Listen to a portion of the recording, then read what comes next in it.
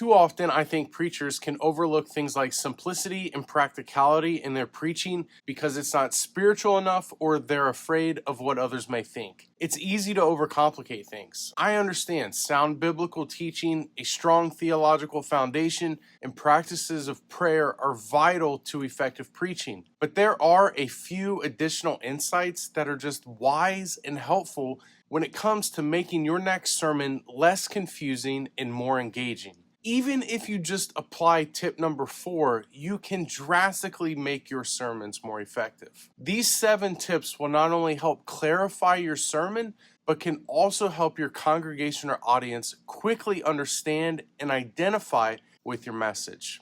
The first tip is to be aware of your preaching voice or style. You may be tempted to imitate one of your favorite preachers, and this is normal. While it is helpful to learn from gifted communicators, remember that God has uniquely gifted you for preaching. I like what Jeff Henderson said. Too often, we can spend way too much time on our slides and notes and not enough time on how we will communicate what is on those slides. How we communicate is just as important as what we communicate. Jeff has a helpful exercise to help identify what type of communicator you may be. He breaks these into 4 categories: a teacher, a motivator, a storyteller, or a visionary. You can find more about these insights if you just Google rocket fuel preaching voices. You should find it. Having an awareness of your voice or communication style, recognizing if you are more of a preacher or teacher, and honing your style will come with experience. In the meantime, try to be genuine and avoid comparing yourself to others.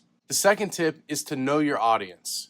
Consider Paul. In his missionary journeys, he tailored his message to the culture and to the people he was addressing. Or think of Jesus. He was always mindful of who he was speaking with and appropriately adapted his message. Jesus communicated differently with the disciples than he did with the large crowds. The way in which Jesus shared the Sermon on the Mount with a large crowd of people is different from his conversation with the Samaritan woman at the well. Understanding your audience is crucial. Most preachers want or even expect their congregation or audience to adapt to the message, rather than adapting the message in a way that those listening can understand. You could have one message or several principles that could be shared multiple ways depending on who you are communicating to. Take time to consider and understand the needs, struggles, and aspirations of your audience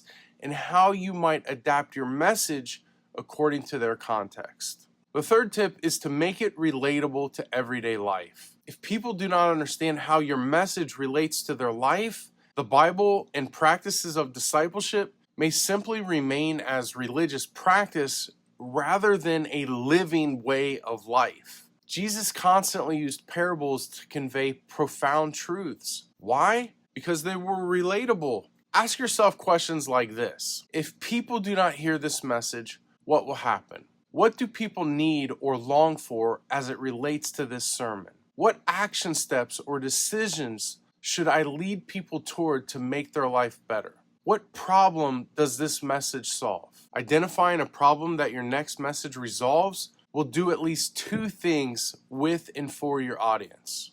First, it'll help you to become more empathetic toward them, and 2, it will pique interest from them. To identify the problem that your sermon could solve, ask questions like, what do people want related to this sermon, and what keeps them from getting it? Another way to make your sermon relatable is by making your sermon personal. When people hear that you're speaking from experience, your message becomes easier to identify with. When you make yourself reasonably vulnerable, your audience will be more likely to trust you. And I prefer this rule. It's best to use personal stories that highlight your struggle rather than position you as the hero. As a preacher, your goal is to serve as a guide rather than the model. Jesus is the model. We're just the messengers. Fourth is to create smooth transitions. Now, if you don't do anything else, this one tip could drastically improve your sermons. A disjointed sermon can confuse your listeners, while a well transition sermon can make a huge difference between people following along or feeling lost in your message. A sermon is not a collection of isolated points, it's a journey. Guide your congregation from one idea to the next seamlessly. Have you ever been in a conversation with someone and they abruptly change from one topic to the next? It can be disorienting and difficult to follow their train of thought.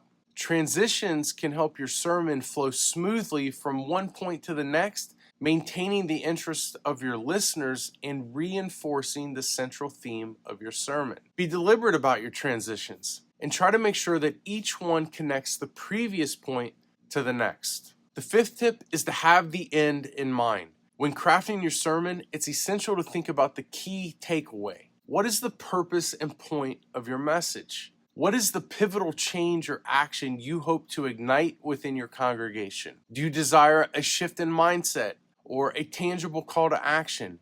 Make that your anchor as you're preparing your notes. Early on in my preaching, I would spend so much time on the rest of the message and just rely on God to show me how to close the message. Often, it would result in a confusing ending without any real direction or meaningful closure.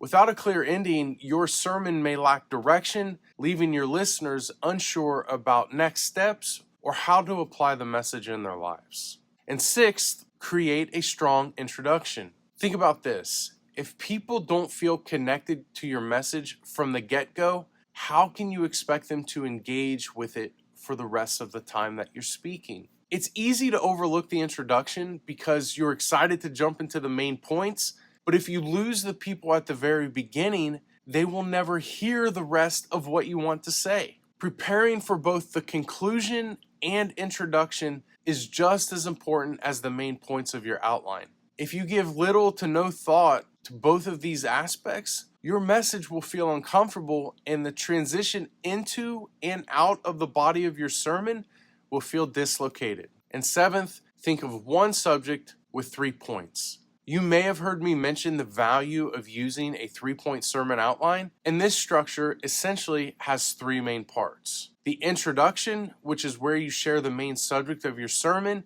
and use it as a hook to engage your listeners. And then the body, and this is the section of your message composed of 3 supporting points. Each point should reinforce the main subject, providing depth, evidence, and ways to apply what you're sharing. And then the third is the conclusion. And this is your call to action. It should bring together all of your points and encourage your listeners to respond in a specific way. For more on how to prepare a 3-point outline, I'll link to the video. Effective preaching is not about eloquence or complexity. It's about connection, clarity, and helping people grow in their faith and understanding of God. And while theological depth and reliance on the Holy Spirit are absolutely essential, I believe these 7 practical tips can help your next message resonate with those listening. Let me know if you agree in the comments and which tip you found the most valuable. Thanks for watching, and we'll see you on the next video about 10 godly leadership skills that most people don't talk about.